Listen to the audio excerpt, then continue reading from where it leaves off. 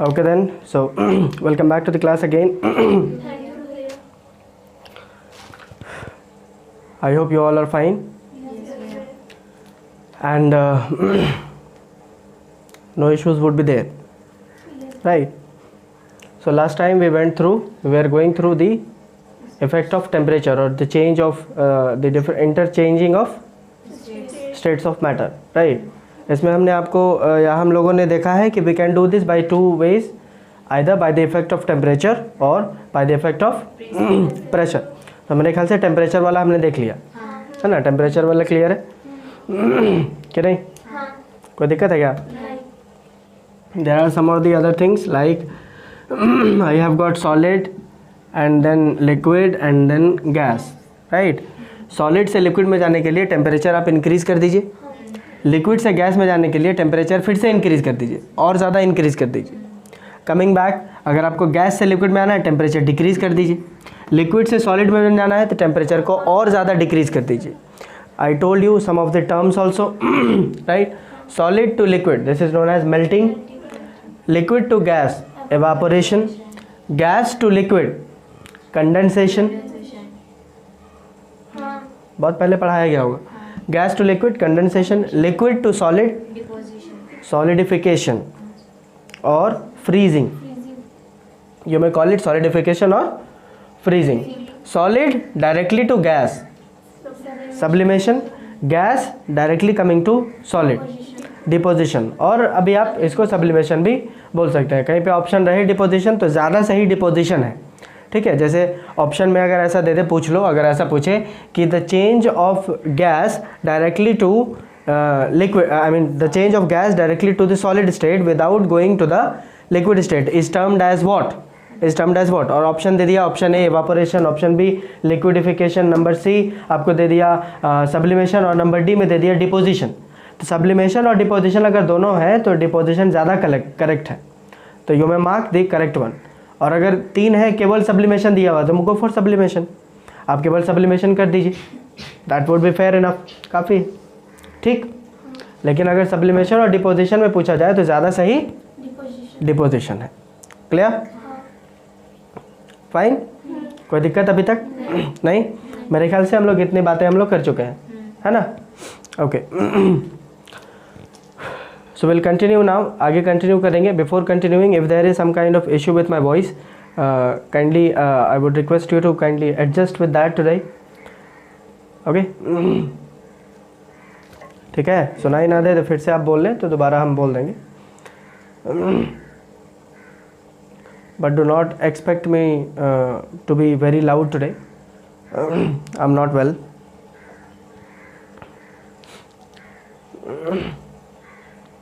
Clear? आगे बढ़े? कोई दिक्कत नहीं. Okay, great. So now will go through the interchanging of the states of matter, ठीक है, या inter conversion of the states of matter by the effect of pressure. हम एक बार वैसे देखेंगे. प्रेशर का आपको बहुत ज़्यादा लोड नहीं है, या फिर यूँ कहें प्रेशर में आपको बहुत ज़्यादा सिलेबस नहीं है, आपको केवल जानना है, ठीक है. आपको केवल जानना है. सिलेबस के अनुसार में हम बात करेंगे कि प्रेशर जो है वो किस प्रकार से, प्रेशर के मदद से हम सॉलिड को लिक्विड, लिक्विड को गैस, गैस को लिक्विड, लिक्विड को सॉलिड फिर से बदल सकते हैं या नहीं. क्लियर? आपको ध्यान देना है कि actually what is the main causing factor जिसकी वजह से कोई सॉलिड या कोई लिक्विड या कोई गैस हो जाता है. It is nothing but the inter particle spaces which is present inside the matter. Matter के अंदर में जो इंटर पार्टिकल स्पेसेस हैं वो डिसाइड करते हैं कि कौन सॉलिड होगा, कौन लिक्विड होगा और कौन गैस होगा. इंटर पार्टिकल स्पेसेस अगर बहुत कम है तो वो सॉलिड होगा, अगर थोड़ा सा है तो वो लिक्विड होगा, अगर बहुत ज़्यादा है तो वो गैस होगा. समझ गए? अब इन्हीं चीज़ों को अगर मान लीजिए, अगर ऐसा है, अगर इंटर पार्टिकल स्पेसेस बहुत कम है, इसका मतलब है कि पार्टिकल्स आपस में जुड़े हुए हैं. अगर पार्टिकल्स थोड़े से अगर फैले हुए होंगे तो वो लिक्विड में होगा, बहुत ज़्यादा फैले होंगे तो वो गैस में होगा. तो हमें सिंपली करना ये है कि इन इंटर पार्टिकल स्पेसेस को घटाना या बढ़ाना है bye the effect of pressure. Pressure के माध्यम से हम बस सिर्फ इसको बढ़ाएंगे या घटाएंगे, सिंपली केवल यही करना है.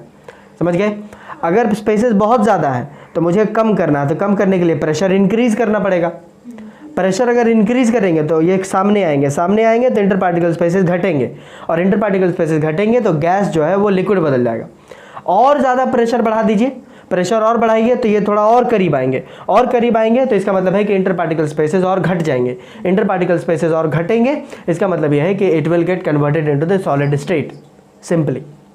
अगर कंपैरिजन के माध्यम से अगर हम देखें तो आप ध्यान दें कि by the basis of temperature, ठीक है, टेम्परेचर के आधार पे हम थोड़ा सा देखते हैं टेम्परेचर कैसे होता है। सॉलिड से लिक्विड में जाने के लिए, ठीक है, सॉलिड से लिक्विड में जाने के लिए ध्यान से देखिए, सॉलिड से लिक्विड में जाने के लिए टेम्परेचर को डिक्रीज करना पड़ता है। सॉलिड से लिक्विड जाने के लिए भौं हो गई खाली। सॉलिड से लिक्विड जाएंगे तो टेम्परेचर इंक्रीज ना करेंगे, भौं हो गई है, पागल हो गई का। प्रेशर सोच रहे थे, सोचती बहुत है, दिख रहा टेम्परेचर नहीं दिख रहा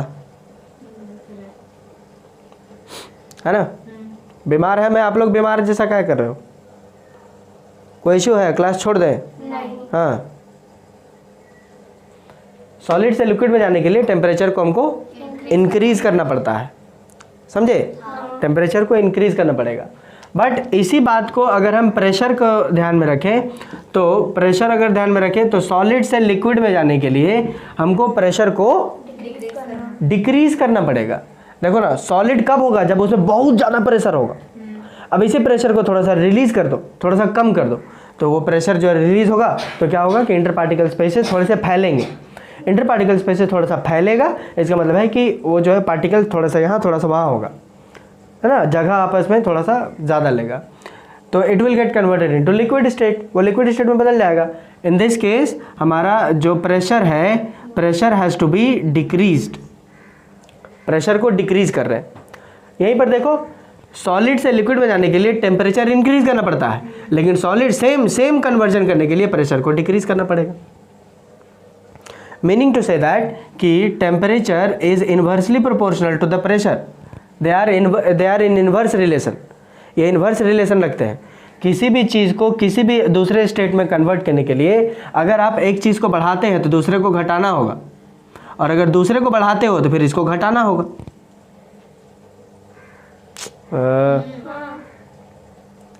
नहीं,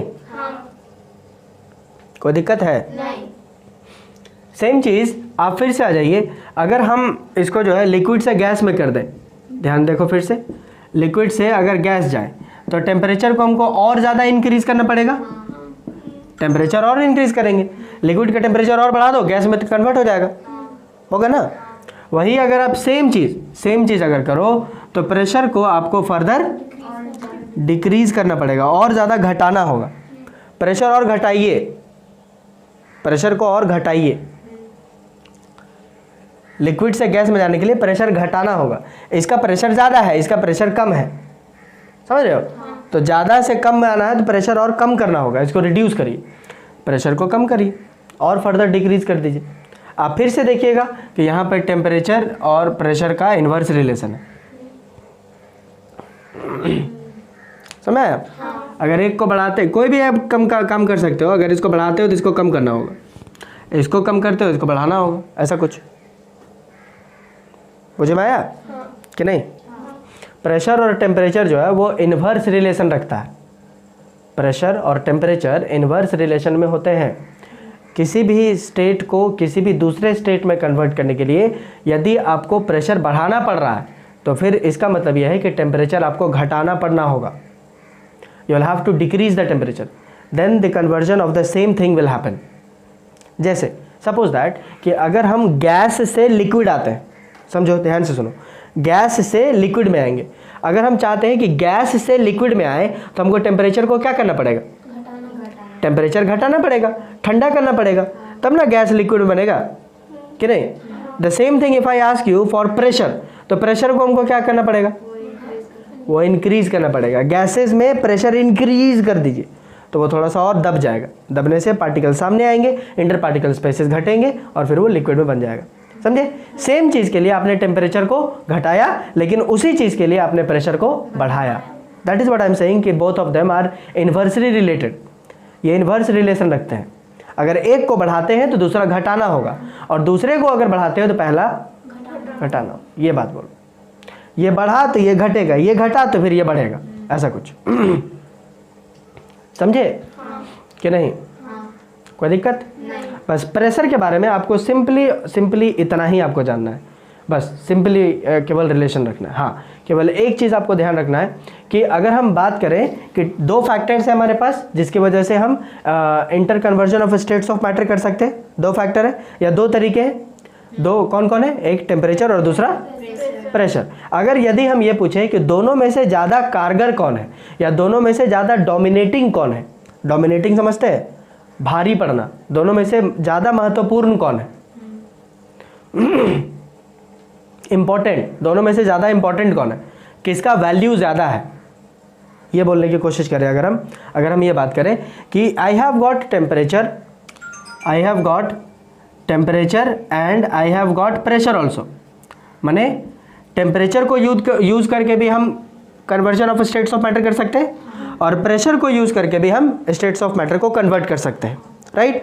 दोनों में से ज़्यादा इंपॉर्टेंट कौन है, या यूँ कहिए कि दोनों में से ज़्यादा महत्वपूर्ण कौन है, ज़्यादा डोमिनेटिंग कौन है, ज़्यादा प्रभाव कौन पड़ाएगा, टेम्परेचर या pressure? Temperature is of more importance, temperature जो है वो ज़्यादा इम्पोर्टेंस का है, समझे? टेम्परेचर ज़्यादा इम्पोर्टेंट है, प्रेशर ज़्यादा इम्पोर्टेंट नहीं है, because this can be controlled, आप इसको कंट्रोल कर सकते हैं।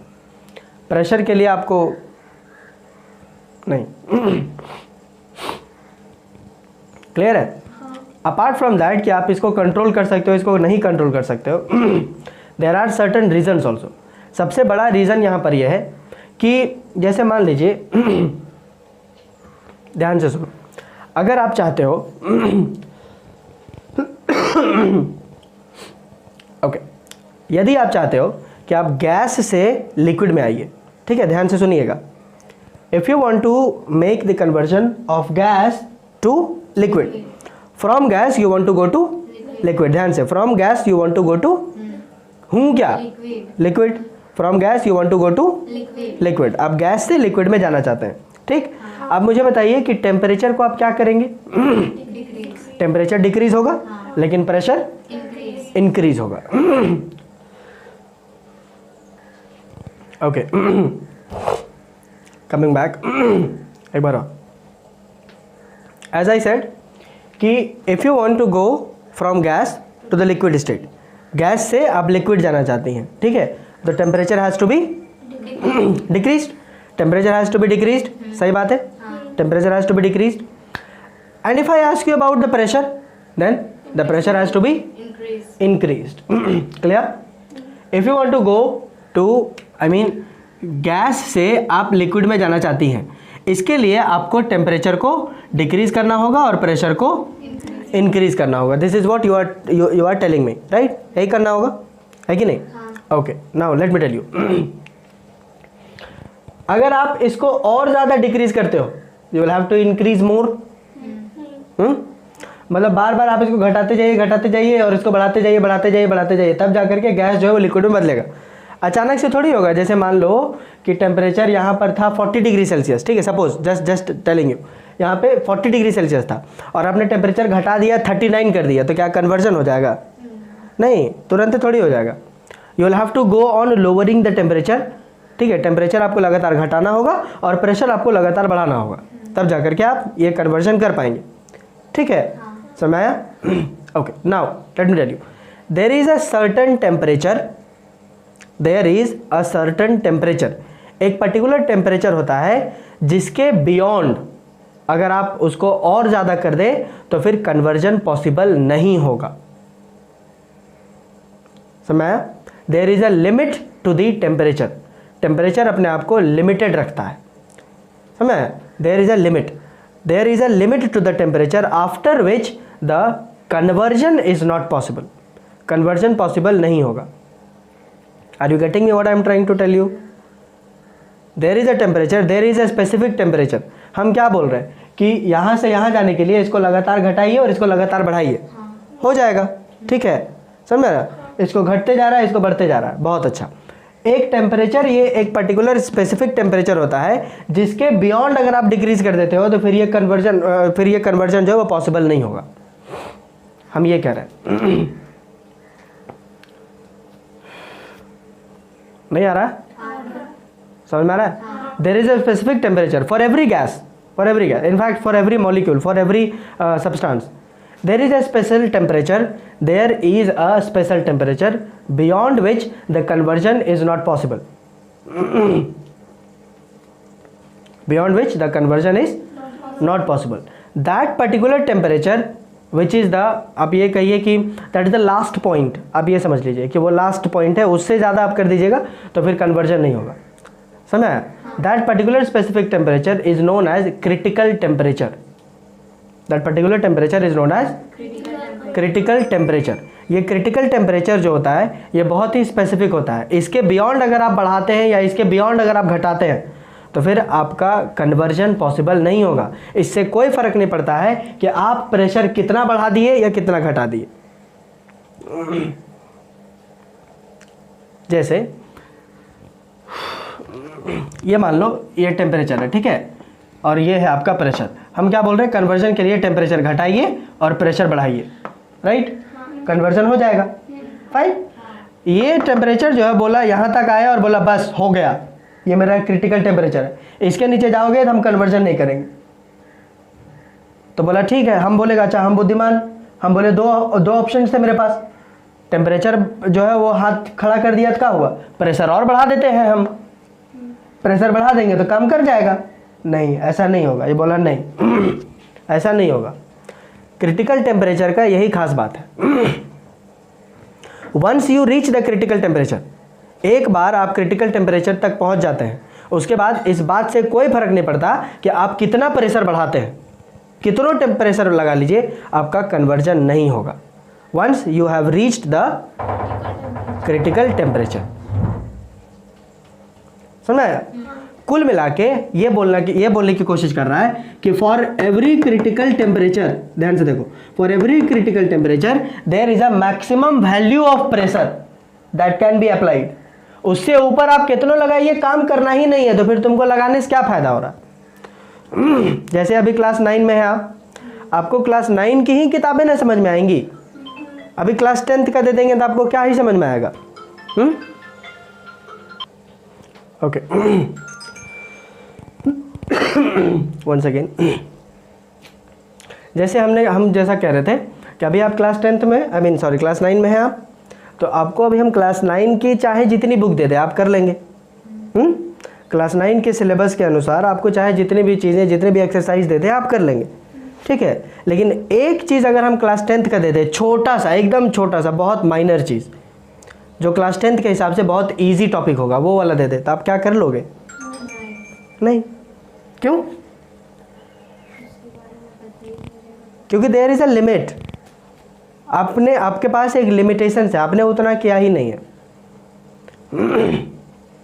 इनफैक्ट अभी आप पढ़ ही रहे हैं ना क्लास 9, अभी क्लास 9 का ही आगे का चीज़ जो अभी हम नहीं पढ़ाया है वो आपको दे दे तो आप कर लेंगे? नहीं। लेकिन क्लास 8 तक का दे दे तो आप कर सकते हैं ना जी? हाँ, that is what I am saying, there is a limit to everything.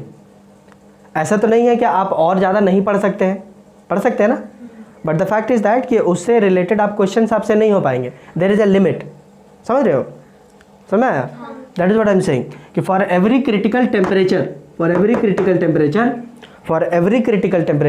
There is a particular pressure, जिसके बियॉन्ड आप चाहे कितनों प्रेशर लगा लीजिए कोई काम नहीं आने वाला।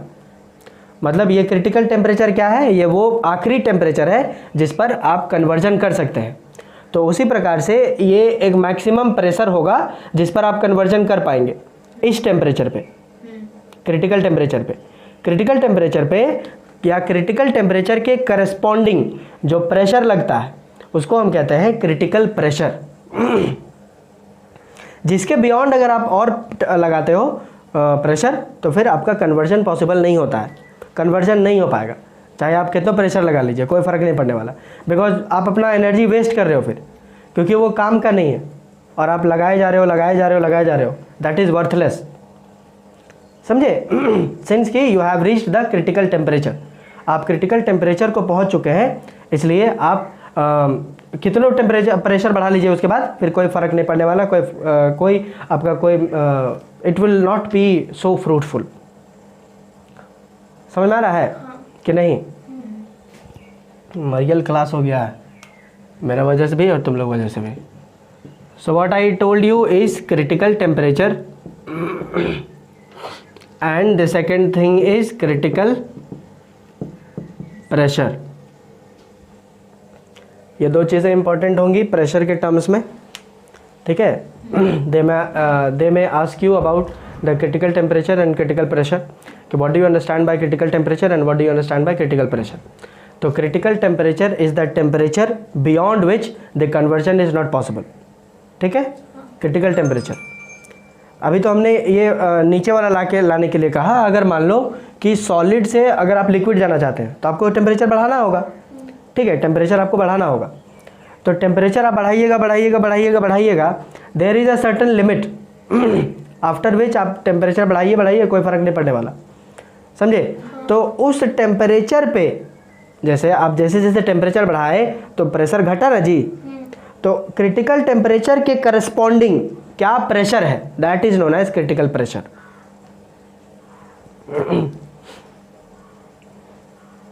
नहीं क्लियर है? कोई दिक्कत? थोड़ी बहुत और फैक्ट वाली बातें हम जान सकते हैं प्रेशर के बारे में, विल टेल यू। इसको छाप लेंगे, चलिए आगे बढ़े, ठीक है? कुछ facts about pressure. I number 1, pressure जो है ये आपको सबसे ज़्यादा किस में देखने को मिलेगा मालूम? सबसे ज़्यादा प्रेशर कौन एक्सर्ट करता है, सॉलिड, लिक्विड या गैस? किसके पास सबसे ज़्यादा प्रेशर होगा? Solids will exert the most pressure, maximum pressure. Solids के पास सबसे ज़्यादा प्रेशर होता है। Solids have the max pressure, ठीक है? लिक्विड्स में थोड़ा कम और गैस में उससे भी कम। हाँ, लेकिन ये बात ध्यान देने वाली ये होती है कि गैसेस में जो प्रेशर पाया जाता है, this pressure is exerted on the walls of the container in each and every direction. Her direction पे उसका वॉल्स ऑफ द कंटेनर पर ही पाया जाता है। समझे? जैसे आप कोई बलून ले लो और बलून में गैस भर दो या फिर हवा ही भर दो, हवा क्या, गैस ही तो है, आप उसमें भर दीजिए और एक पिन से उसको छेदा कर दो, उसके बाद देखो उसका कारनामा क्या होगा? फूट जाएगा।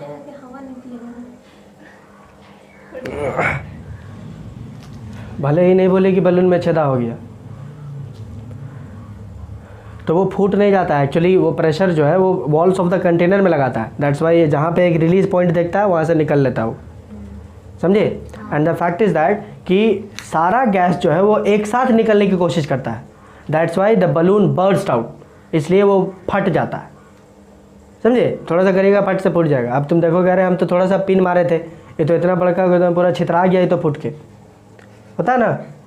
ऐसा कैसे होता है? बिकॉज सारा गैस जो है वो कंटेनर के आई मीन जो वॉल्स है उसमें प्रेशर लगाया रहता है। तो आप हल्का सा छेद करके आप उन गैस को बता दिए कि देखो देखो यहाँ से थोड़ा सा जगह है, तो लोग धक्का मुक्की करने के चक्कर में सब हम निकलेंगे चक्कर में एक साथ सब निकल जाता है। इसकी वजह से वो पूरा फैल जाएगा, फैल के फट के फूट जाएगा, ऐसा होता है। समझे? So this must be kept in your mind कि gases exert pressure on the walls of the container on the walls of the container। एक चीज़ और जानने वाली बात यहाँ पे रखिएगा कि pressure is inversely proportional to volume.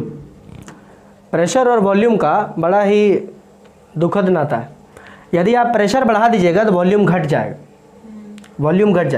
ठीक है? और अगर प्रेशर जो है वो डिक्रीज कर दीजिए, वॉल्यूम बढ़ जाएगा। कैसे? देखो, प्रेशर डिक्रीज कर दो, प्रेशर घटा दो तो वो गैस बन जाएगा, और gas will occupy the most volume, वो ज़्यादा वॉल्यूम ले लेगा। वही आप प्रेशर को बढ़ा दीजिए तो वो कंजस्टेड हो जाएगा, सॉलिड बन जाएगा। जैसे ये सॉलिड है, ये सॉलिड है, इसमें प्रेशर बहुत ज़्यादा है, तो इसको हम रख देंगे तो कितना वॉल्यूम ले रहा है? बात खत्म, वॉल्यूम आपका कम कर देगा वो। समझ आया? कोई दिक्कत? ओके। एक टर्म आपको जानना चाहिए यहाँ पे, term is about the atmospheric pressure. Atmospheric pressure, ये क्या है? Atmospheric pressure, what do you understand by atmospheric pressure? Atmospheric pressure is actually, देखो, there is a blanket of air around us, there is a blanket of air around us, और ये जो air है वो क्या है? पार्टिकल्स ही है, matter है ना जी? हाँ, तो इसमें ग्रेविटी काम कर रही होती है। You might have heard about gravity. The earth attracts everything towards itself, that is known as gravity. तो अगर हवा है तो हवा को भी तो खींच रही होगी अपनी तरफ। हाँ, तो this pressure which is exerted by the air due to the gravity of the earth is known as atmospheric pressure. समझे? एटमॉस्फेरिक प्रेशर, इसका ऐसा यूनिट होता है, या नॉर्मल एटमॉस्फेरिक प्रेशर को बोला जाता है 1 ATM, 1 atmospheric pressure, 1 ATM, 1 atmospheric pressure. Otherwise pressure का ऐसा यूनिट होता है पास्कल,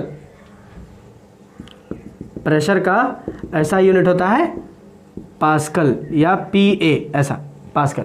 ये बस कुछ फैक्ट्स बता रहे हैं, आप केवल ध्यान रखिए और कुछ नहीं है, ठीक है? ज़्यादा लोड नहीं लेना है, ये का कुछ बोलना। एटमॉस्फेरिक प्रेशर या प्रेशर, इसको मेजर करने का एक डिवाइस आता है जिसको हम कहते हैं बैरोमीटर। ये सारे एक एक वर्ड वाले, या फिर जैसे MCQs आपके अगर आएंगे इस साल तो MCQs वाले में आपको पूछ सकते हैं, इसीलिए आपको ये सारी चीज़ जो बता रहे हैं डिटेलिंग, जो आप शायद आपसे मिस आउट हो जाएगा एग्जाम बुक्स रीड करने समय, ठीक है? आई एम टेलिंग यू कि ये सारी चीज़ें आप ध्यान रखिएगा। It can be in your objective type of questions. 1 number का पूछना है तो वो बहुत डिटेल में पूछेगा ना, ठीक है? सब्जेक्टिव रहता है तो आप उन्हें लिखने दे देता है, बताइए what do you understand by atmospheric pressure. लेकिन अगर उसमें से उसको क्वेश्चन फ्रेम करने हैं तो वो डेफिनेशन क्यों लिखेगा? समझे? डेफिनेशन लिखने के चांसेस कम है, तो वो पूछ लेगा कि what name the device which is use to measure the atmospheric pressure, that is barometer. Barometer से हम मेजर करते हैं। क्लियर? हमारा नॉर्मल एटमॉस्फेरिक प्रेशर क्या है? 1 ATM। क्लियर? कोई दिक्कत? कोई दिक्कत यहाँ पे? नहीं? ओके। एक चीज़ और ध्यान रखेंगे यहाँ पे कि प्रेशर और टेम्परेचर को यूज़ करके ही, प्रेशर और टेम्परेचर को यूज़ करके ही, जैसे if you take carbon dioxide gas, if you take carbon dioxide gas, अगर आपने CO2 गैस लिया है, ठीक है? CO2 गैस लीजिए, ठीक? CO2 गैस लो, और CO2 गैस को ले करके आप प्रेशर जो है वो अथाह तरीके से इंक्रीज कर दीजिए, एंड टेम्परेचर को आप डिक्रीज कर दीजिए, ठीक है? समझ में आ रहा है? तो CO2 gas will get converted into CO2 solid, ठीक है? ये सॉलिड में कन्वर्ट हो जाएगा without passing into the liquid state. समझे? इस CO2 सॉलिड को हम कहते हैं dry ice. Dry ice, dry ice क्यों? क्योंकि ये सॉलिड स्टेट में चला जाता है, लेकिन ये जो है अगर आप इसको पेपर में रखिएगा तो पेपर को ये गीला नहीं करेगा। अब जैसे पानी का बर्फ़ अगर लोगे पेपर में रख दोगे तो गीला हो जाएगा ना, समझे? इसलिए इसको ड्राई आइस कहा जाता है, क्योंकि आप अगर इसको पेपर में रखते हो तो ये जो है गीला नहीं करेगा आपका पेपर को। ड्राई आइस, समझे? To some extent that is also known as dry cold. Dry cold, यदि ऑप्शंस में आए ड्राई कोल्ड और ड्राई आइस में से ज़्यादा सही आपको ड्राई आइस रहेगा, ठीक है? ड्राई आइस आप याद रखिएगा, dry ice. It is immensely cool, immensely cool, बहुत ठंडा होता है, बहुत ठंडा, बोले तो बहुत, बोले तो बहुत। क्लियर है? समझ आया? कोई दिक्कत? एनीथिंग? कोई इशू? नहीं ना? फाइन? ओके, ग्रेट, बहुत बेहतरीन। इसको भी छाप लेंगे।